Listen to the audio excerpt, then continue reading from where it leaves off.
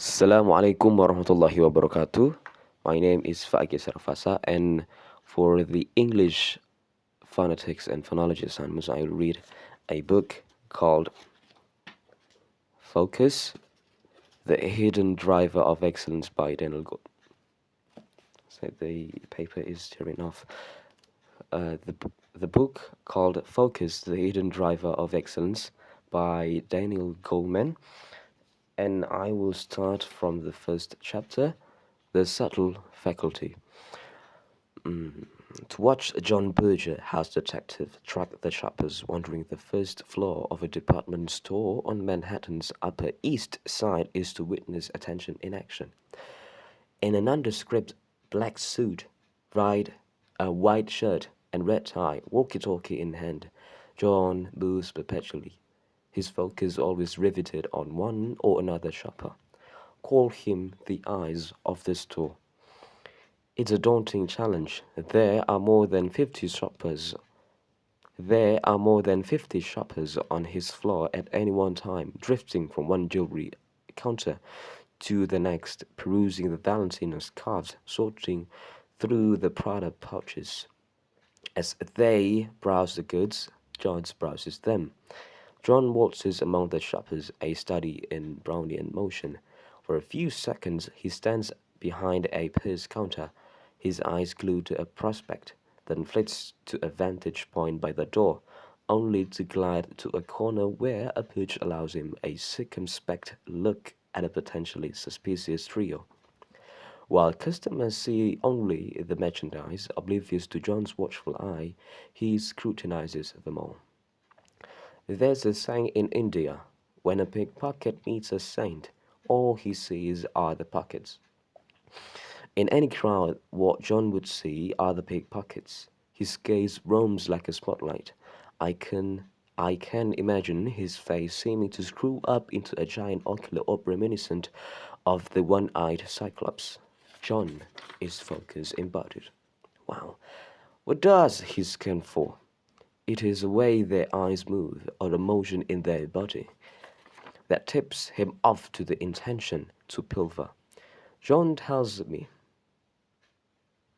that tips him off to the intention to pilfer, John tells me. Yep. Or those shoppers bunched together, or the one furtively glancing around. I've been doing this so long, I just know the signs. As John zeroes in one no, no, no. As John zeroes in on one shopper among the 50, he manages to ignore the other 49 and everything else. A feat of concentrate, a feat of concentration, a feat of concentration amid a sea of distraction. Such pa- panorama. Such panoramic awareness, alternating with his constant vigilance for a telling but rare signal, demands several varieties of attention. Sustained attention, alerting, orienting, and managing all that, each based in a distinctly unique web of brain circuitry, and each based in a distinctly unique web of brain circuitry, and each an essential mental tool. John's sustained scan for a rare event represents one of the first facets of attention to be studied scientifically. Analysis of what help analysis of what help us analysis of what helped us stay analysis of what helped us stay vigilant started during World War II, spurred on by the military's need to have radar operators who could stay at peak alert for hours, and by the finding that they missed more signals toward the end of their watch as attention lagged. As attention lagged. At the night of the Cold War, I remember visiting a researcher who had been commissioned by the Pentagon to study vigilance levels during sleep depriv. Let me repeat that sentence again, sir. At the night of the Cold War, I remember visiting a researcher who had been commissioned by the Pentagon to study vigilance levels during sleep deprivation lasting 3 to 5 days, about how long it estimated it estimated the military officers deep in some bunker would need to stay awake during World War III. Fortunately, his experiment Fortunately, his experiment never had to be tested against hard reality, although his encouraging finding was that even after 3 or more sleepless nights, people could pay keen attention if their motivation was high enough. But if they didn't care, they would not have immediately. In very recent years, the science of attention has blossomed far beyond vigilance. That science tells us these skills determine how we'll Let me repeat that again. That science tells us these skills determine how well we perform any task. If they are if they are stunted, we do poorly. If muscular, we can excel. Mm, our very nimbleness in life depends on this subtle faculty, while the link between attention and excellence remains hidden most of the time.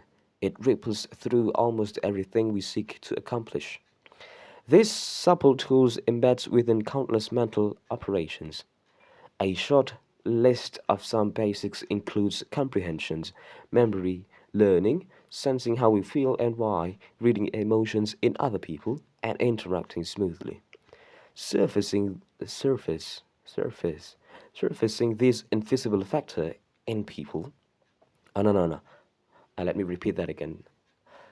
Surfacing this invisible factor in effectiveness lets us better see the benefits of improving this mental faculty and better understand just how to do that. Let me repeat that again, sir. I am really, really sorry. I'm gonna make this video longer, maybe 10 or 12 minutes, okay? Surfacing this invisible factor in effectiveness lets us better see the benefits of improving this mental faculty and better understand just how to do that. Through an optical illusion of the mind, we typically register the end products of attention. Our ideas, good and bad, a telling wink or inviting smile, the whiff of morning coffee, without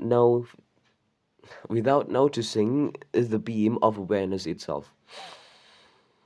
Though it matters enormously for how we navigate life, attention it let me repeat that again. I am so sorry, sir. Though it matters enormously for how we navigate life, attention in all its varieties represents a little noticed and underrated mental asset. No, no, no, no. An underrated mental asset. My goal here is to spotlight this elusive and under My goal here is to spotlight this elusive and underappreciated. My goal here is to spotlight this elusive and appreciate. My goal here is to spotlight this elusive and appreciate. My goal here to spotlight this elusive and underappreciated mental faculty in the mind's operation and its role in living a fulfilling life. Our journey begins with exploring some basics of attention. John's vigilant alertness marks just one of these. No, no, no. Why do I have to put T after the one words? Let me repeat that again, sir. Our journey begins with exploring some basics of attention. John's vigilant alertness marks just one of these. Cognitive science studies a wide array, including concentration, selective attention, and open awareness, as well as how the mind deploys attention inwardly to oversee mental operations. Vital abilities built on such basic mechanics of our mental life.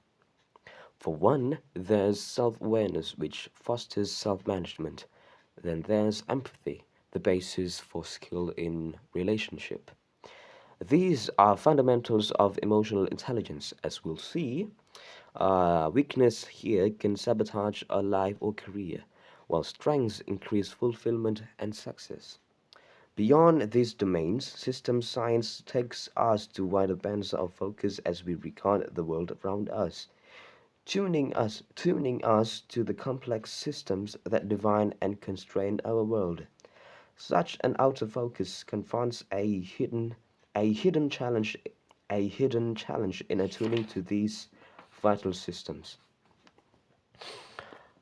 Our brain was not designed for that task, and so we flounder. Yet systems awareness helps us grasp Yet system awareness helps us grasp the workings of on Allahu Akbar. Yet systems awareness helps us grasp the workings of an organization, an economy, or the global processes that Yet system awareness helps us grasp the workings of organizations, an economy, or the global processes that support life on this planet. All that can be boiled down to a threesome: inner, other, and outer focus. A well-lived life demands we a well-lived life demands we be nimble in each. A well-lived life demands we be nimble in each. A well-lived life demands we be nimble in each. The good news on attention comes from neuroscience labs and school classroom. The good news on attention comes from neuro. The good news on attention comes from neuroscience labs and school classrooms, where the findings point to ways we can strengthen these vital muscles of the mind. Attention works much like a muscle. Use it poorly, and it can wither. Work it well, and it grows. Well, we'll see how smart practice can further develop and refine the muscle of our attention, even rehab focused staffed brains. For leaders to get results they need, for leaders to get results they need all three kinds of focus. Inner focus attunes us to our attentions. For leaders to get results, for leaders to get results they need For leaders to get results, they need all three kinds of focus. Inner focus attunes us to our intuitions, guiding values and better decisions. Other focus smooths Other focus smooths our connections to the people in our lives. And outer focus lets us navigate in the larger world. A leader tuned out of his internal world will be rudderless. One blind to the world of others will be clueless. Those indifferent to the larger systems within which they operate will be blindsided. And it is not just leaders who benefit from a balance in this triple focus. All of us live in daunting environments, rife with the tensions, rife with the tensions, rife with the rife with the tensions and competing goals and lures of modern life. Each of the each of the three varieties of attention can help us find a balance where we can be both happy and productive. Attention from the Latin attendere. Attention from the Latin attenter, to reach toward, connects us with the world, shaping and defining our experience. Attention cognitive neuroscientists Michael Posner and Mary Rothbard Wright provides the mechanisms that underlie our awareness of the world and the voluntary regulation of our thoughts and feelings. Anne Treisman, a dean of this research area, notes that how we deploy our attention determines what we see, or as Yoda says, your focus is your reality. So I think it is enough for this video, because I think I do many mistakes, and I hope I could get better on the next video. So nun wal qalami wa ma yasturun fastabiqul khairat.